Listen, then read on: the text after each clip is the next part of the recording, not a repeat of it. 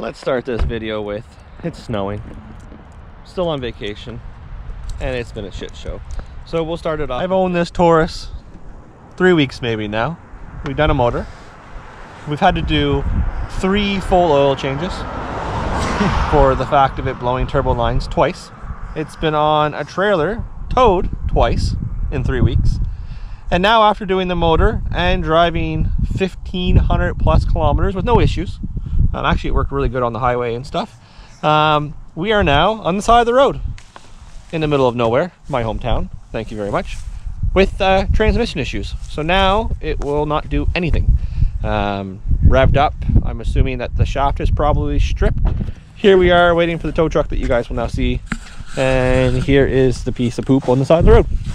So transmission shop can't do nothing until next week, so our trip home is Sunday, so the car is going to stay up here, and my dad will have to pick it up at a later date when it's done. Unfortunately I have no tools here for me to do it, so it's going to be probably $1,000 to $1,500 job, and then having to come all the way back down to Ontario to pick up the car to drive it home. So this is just fucking great. But I guess this is what happens. But I will say that every Dodge Neon I've ever drove, or any $200 beater, I have never had this issue. So we're gonna wait for the tow truck to come, and then it's getting towed up by Ottawa to get the transmission looked at. I called Ford, explained what was going on to see if they could get it in to get it diagnosed. And the girl on the phone told me it needed a transmission without even looking at it. So Ford can go F off because they can't diagnose anything, but thank God the transmission shop said it could be, the pump could be gone, which I assumed, or the torque converter shaft could be stripped. So hopefully it's one of those 2 simple things, and the transmission is still good, because let's face it, it only has 100,000 K, and well, it has tons of fluid in it now. It's not leaking any fluid. The fluid's not burnt. It's not knocking, it's not making any noises, so it means torque converter is still connected to the transmission or to the flywheel, so or the flex plate I should say. So here's where we're at.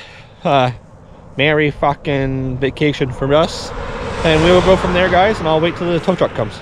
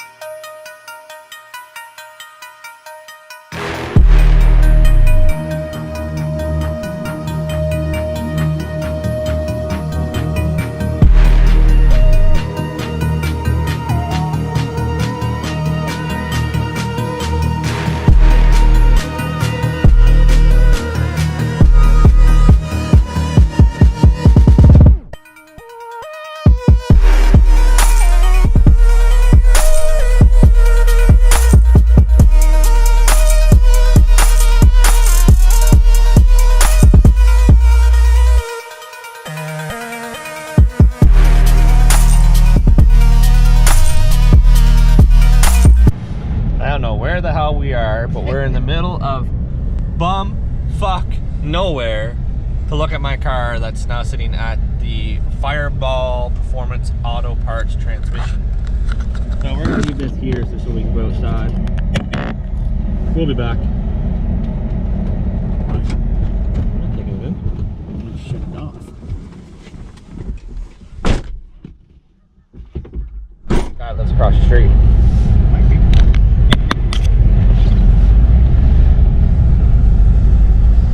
Home too.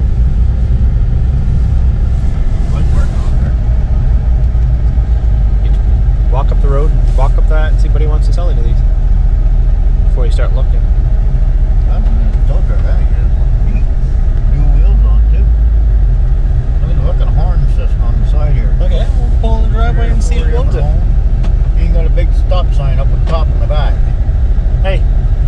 into this driveway and see who owns it. Wait a minute.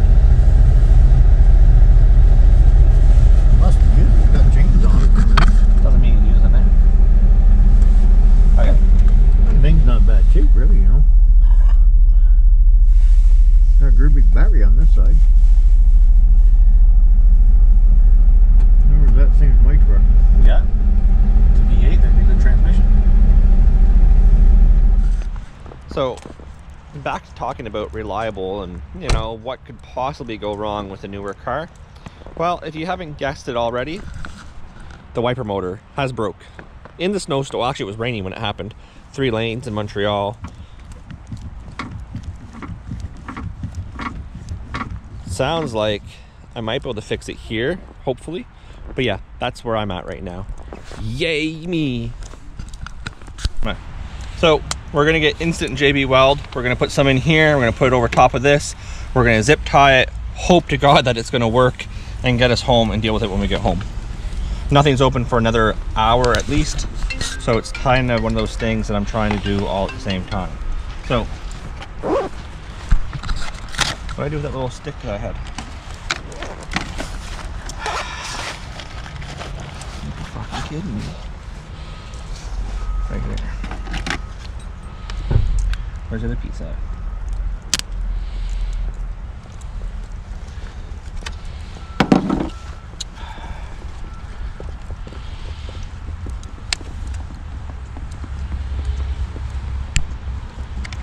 Pop that off.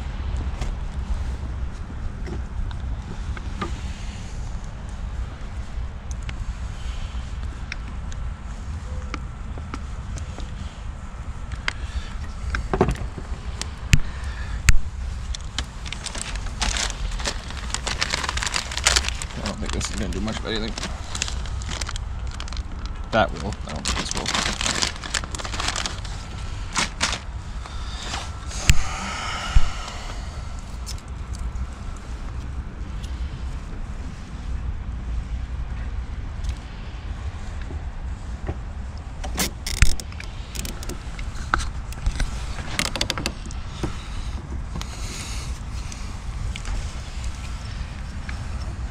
Now, I totally know this is not the right way, but when you're far from home and you don't got much of a choice, this is the only way, unfortunately. I think the closest Ken U-pole is close because we did drive this way, but Canadian Tire doesn't have a wiper arm in stock or transmission in stock, so we are going to do it this way.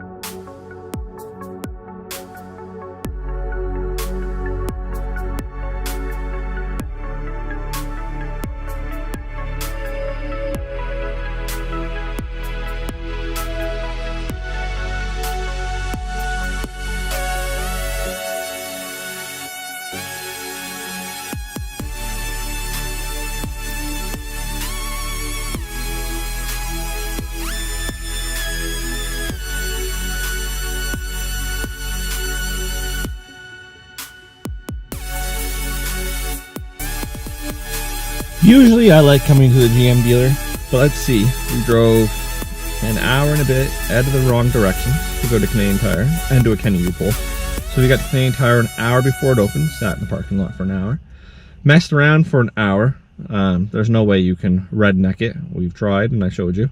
So then we drove to Kenny U-pull with no wipers, and not one car the same year or same generation. And it's only a 2010.